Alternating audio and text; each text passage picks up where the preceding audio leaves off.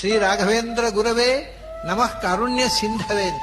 ಅತ್ಯಂತ ದಯಾಳವೇ ಅನ್ನುವುದಕ್ಕಿಂತಲೂ ಇದು ಪ್ರಾಯ ಒಳ್ಳೆಯ ಶಬ್ದ. ಯಾಕೆಂದ್ರೆ ಅವರು ಕರುಣೆಯ ಕಡಲು ಅಂತ. ಕಾರುಣ್ಯ ಸಿಂಧವೇ ಅಂದರೆ ಕರುಣೆಯ ಕಡಲು, ಅದು ಕಾರುಣ್ಯದ ಸಾಗರ.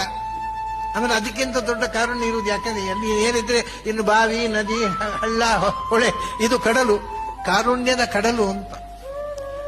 ಅಂಥ ರಾಘವೇಂದ್ರ ಶ್ರೀಪಾದರ ಬಗ್ಗೆ ಒಂದು ಸಂಗತಿ ಅನ್ನೋದ್ರೆ, ನಮ್ಮಲ್ಲಿ ರಾಘವೇಂದ್ರರ ಕಾರುಣ್ಯದ ಬಗ್ಗೆ ಹೇಳ್ತಾರೆ, ರಾಘವೇಂದ್ರರ ಮಹಿಮೆಗಳ ಬಗ್ಗೆ ಮಾತಾಡ್ತಾರೆ, ರಾಘವೇಂದ್ರರ ಪವಾಡಗಳ ಬಗ್ಗೆ ಮಾತಾಡ್ತಾರೆ. ಅದರ ದೊಡ್ಡ ಪವಾಡ ಏನು ಗೊತ್ತುಂಟ? ರಾಘವೇಂದ್ರ ಶ್ರೀಪಾದರ ಗ್ರಂಥಗಳು. ಅವರು ಮಾಡಿದಂಥ ಬೇರೆ ಪವಾಡಗಳೆಲ್ಲ ಮತ್ತೆ ಅವರು ಕೊಟ್ಟಿರತಕ್ಕಂಥ ಗ್ರಂಥಗಳಿವೆಯಲ್ಲ, ಅದೇ ಇಡೀ ಪ್ರಪಂಚಕ್ಕೆ ಸಂಸ್ಕೃತ ವಾಂಗ್ಮಯದ ಒಂದು ದೊಡ್ಡ ಪವಾಡ. ಅದನ್ನು ಅಧ್ಯಯನ ಮಾಡಿ ಅರ್ಥ ಮಾಡಿಕೊಂಡ್ರೆ ಇನ್ನೊಂದು ಪವಾಡ.